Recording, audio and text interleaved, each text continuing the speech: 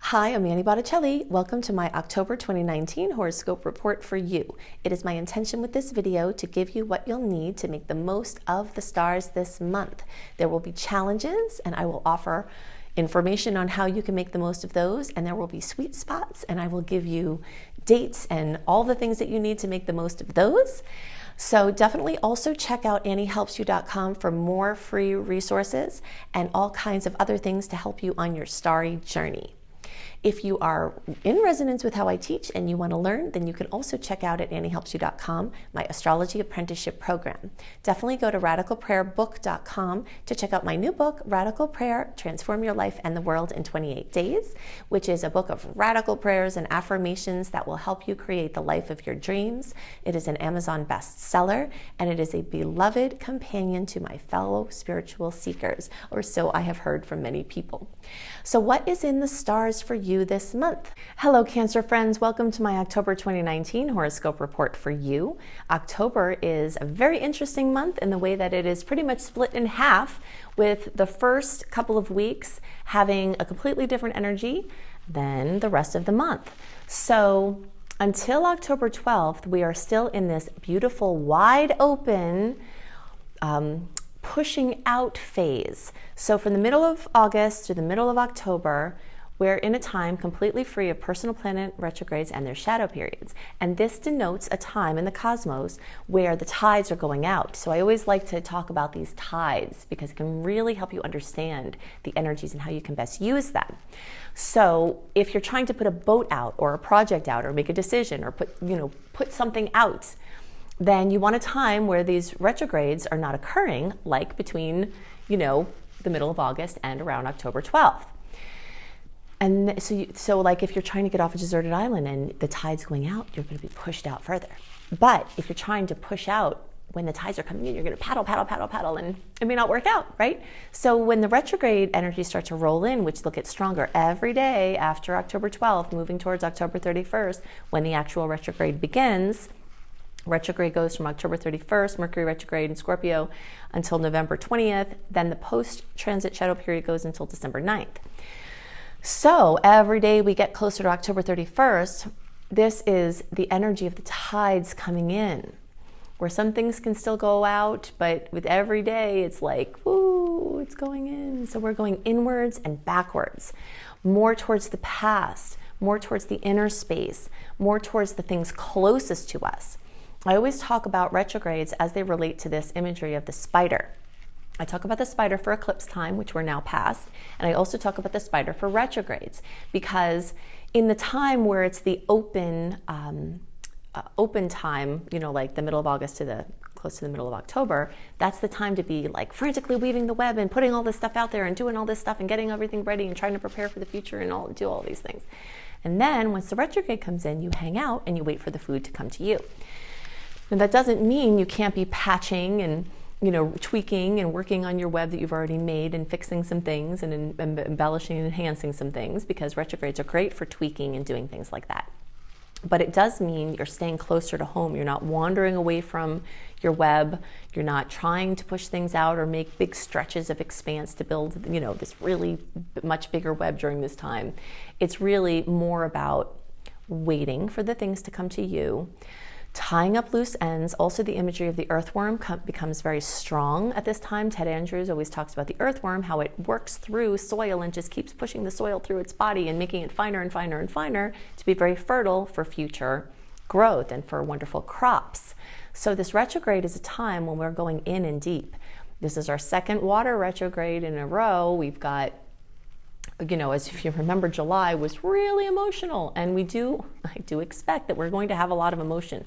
So, but I do think that in some ways it's going to be easier because it's not also coupled with the eclipses. Having the eclipses, that we had in July in the months, June, July, August, beginning of August, we had the emotion of the eclipses along with the emotion of the Mercury retrograde in the water sign. But now, as we're moving into this Mercury retrograde in Scorpio, we're free of these eclipse energies, but we just have the emotion to work with. So it's going to be very, very emotional. That's a space where Cancer energies really dwell very well. So, you know, the Scorpio energies, as the planets move through Scorpio, they make beautiful aspects to your Cancer energies. This is a world that you're familiar with. So in that way, it's very positive and much easier for Cancers than some of the other signs, because working with the emotions is something that you do very well. Some of the other signs, they don't focus on that, and it's going to be brought into focus regardless. It can be a little bit over emotional, but every planet that moves through Scorpio is going to kiss your Cancer placements.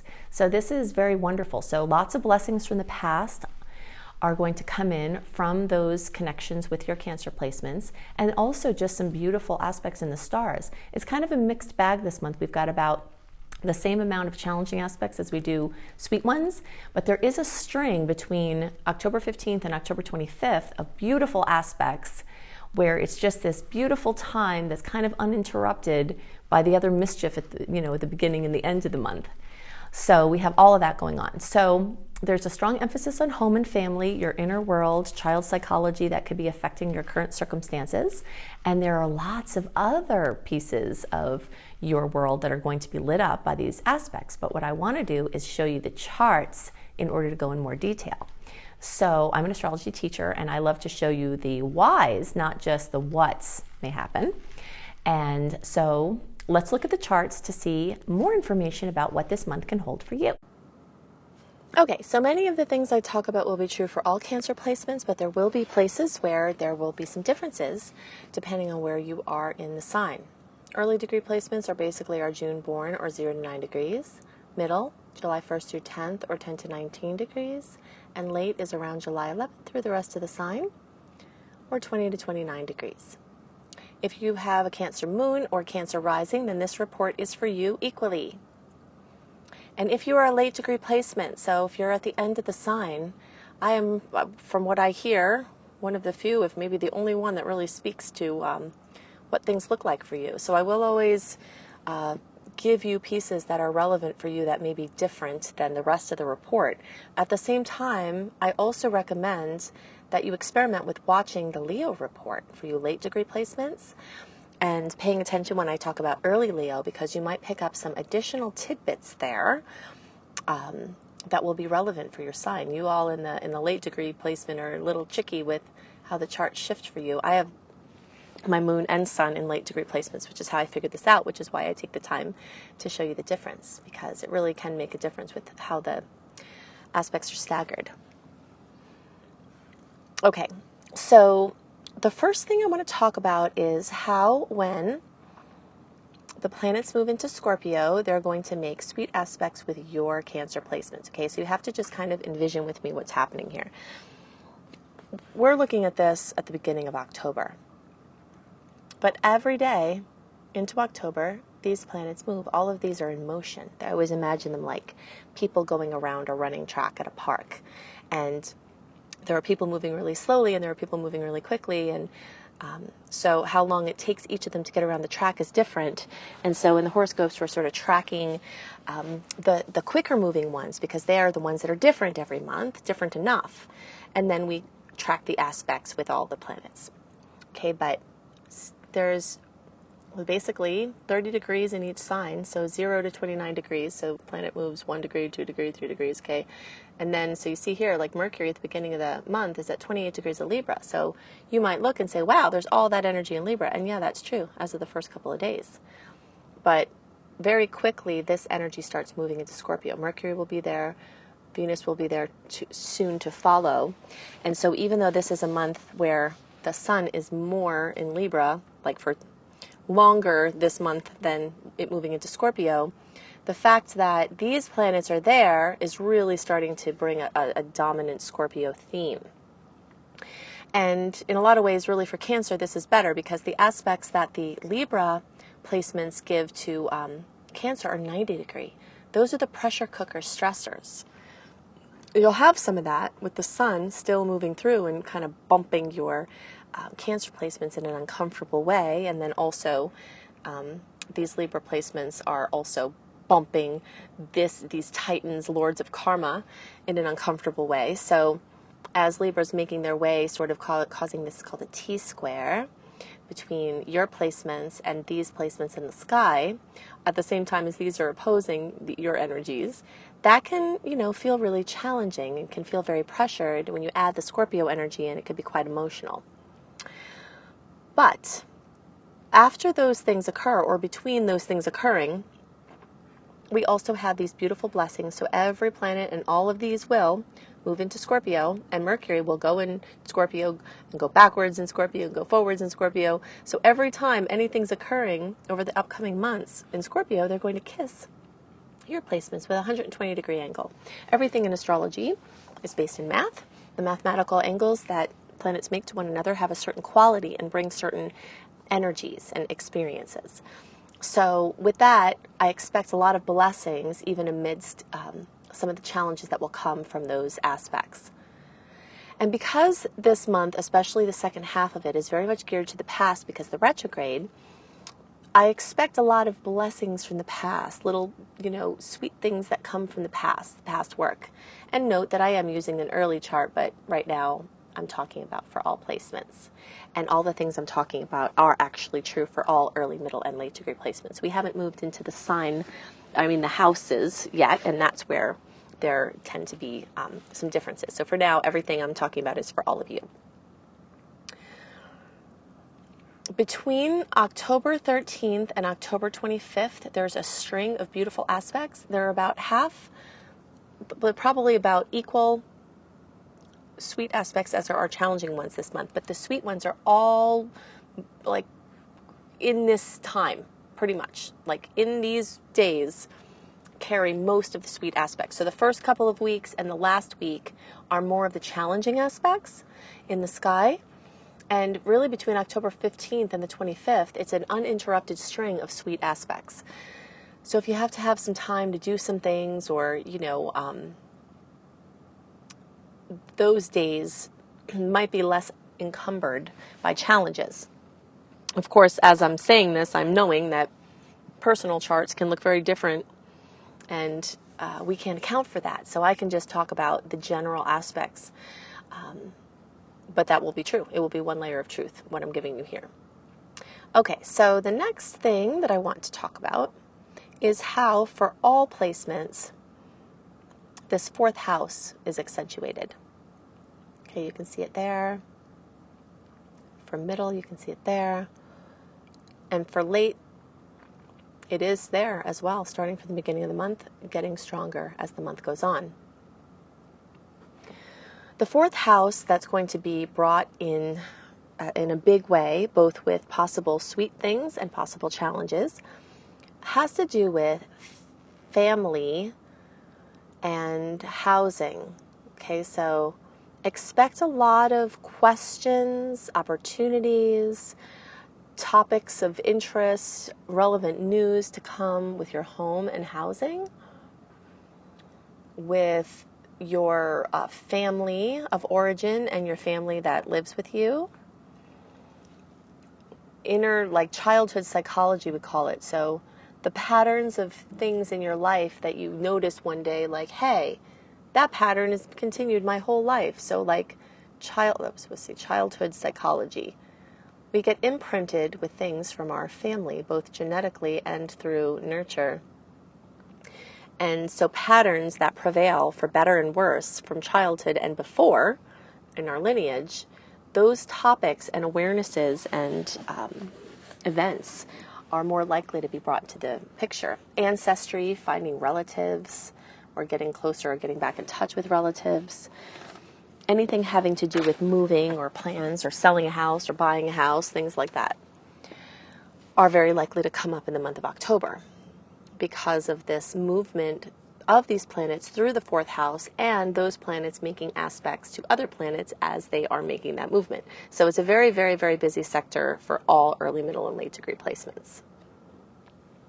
Another sector that is very much enlivened with the transits and the aspects this month is the fifth house. So you can't really see this, but I'm going to show you it. As we talked about with these planets moving into Scorpio, they're going that way. So these planets are going to be crowding in this house, and these are going to get there, and this will get there eventually. But the fifth house for all early, middle, and late degree placements is going to be really brought into the forefront. And this focus is going to be staggered, because the later we get in the month, the more the middle and late degree placements will have these guys start moving over here. But it might take till the end of the month even for the late degree placements to really feel the personal planets moving through there. But the whole month, the fifth house is a possible sector for news and information and experiences, because even you all at the end of the sign, you still have Jupiter moving through the fifth house. So that's enlivening this house, even though these personal planets aren't there yet. So there's been kind of a long-term theme that's still lingering in the fifth house. So the fifth house has to do with children, your children, trying to have children, other people's children, working with children, creativity, so creative babies, creative projects, creative ideas, creative juices, romance, so romantic partners, romantic relationships, hobbies. I call it a bucket list house, because like all those things that you're like, wow, those are my favorite things, I want to do more of those things, those come up in the fifth house. If you are someone that is into or wants to be into acting, or comedy, or fashion, anything having to do with singing, athleticism, these are some other fields that are very much related to this house. This house is also the house of hidden talents. So the odds of finding something that you really love to do that you didn't know, or returning back to a hobby that you had that you really loved but you fell away from it, all of those are increased at this time for all early, middle, and late degree placements. So be on the lookout if you feel drawn to take a certain class, or there's something you always wanted to do. Doing it might activate something in you that you did not know was there, and could be really cool. And also doing your hobbies as work, as your work, as your income, could be coming up in a stronger way, and trying to restructure and try to figure out how you can make that happen, even if it's just on the side at first. Could be something that's really current. So the planet Uranus is going to be opposed by the personal planets. Okay, so here's Uranus. Oh, wait, it's not Uranus. Let's see. Here's Uranus. And so as all these planets get to 5 degrees of Scorpio, all of these are going to get there. Mercury, Venus, Sun, Mars. As soon as they get to where they lock into this configuration here, that's going to bring jolts throughout the month. That can bring surprises, but it can also bring not good surprises, not welcome news, but it can bring happy, exciting, wonderful sparks of advancement and genius.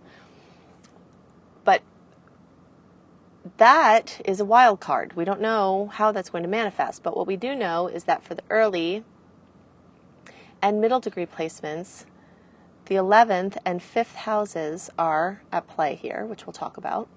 And for the middle and late degree placements, the 10th and 4th houses are at play here. Okay, so looking at these movements of these outer planets, you can really see in the Placidus charts why I point this out, because the planet Uranus is cruising along in the 11th house here. It's influencing the 11th house from the middle degree perspective. For y'all, it's like right there, so it's in both places. But if you're a late degree placement, you can see that Uranus here is in the 10th house. Very clearly, it's not activating that 11th house to the degree that it will. And that's because you still have more lessons and more energy and more potentials here in the 10th house. Okay, so what does that mean? So for the early and middle degree placements, the 11th house is brought in. And that has to do with friendships, social media, online businesses, online presence. This has, so jolts, surprises, opportunities, or, jostling, something with friendships, acquaintances, some like group that you're a part of, a falling out within a group, or a finding of a group, a falling out with a tribe member, or people who you thought you had resonance with, or an opportunity with a tribe member, finding those people who I call your tribe, the people that speak your language, that understand you, and that you understand and resonate with. So, those sectors, also humanitarian efforts and large organizations, and anything dealing with groups, whether you're leading groups or whether you're part of a group, your place within the group. So early and middle, you really have that accentuated by these Uranus placements. Then the middle and late degree placements, when Uranus is having these oppositions with all these planets, what's really being activated for you is the 10th and 4th house, which is home and family.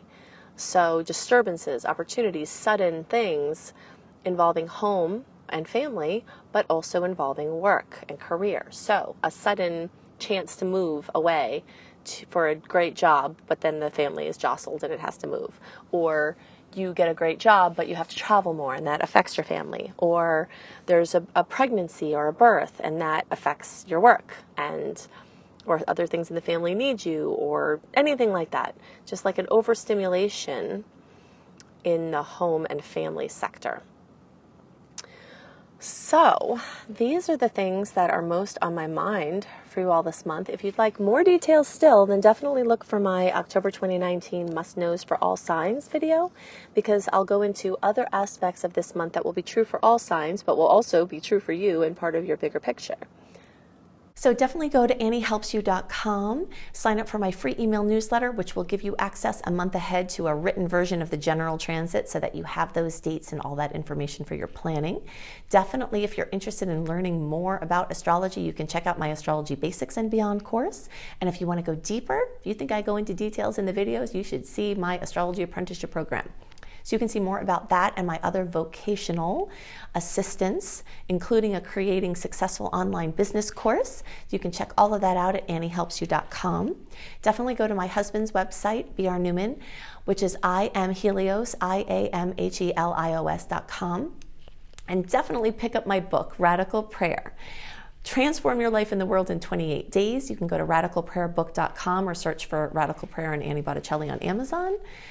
I hope you have a wonderful month, and I'll see you next month.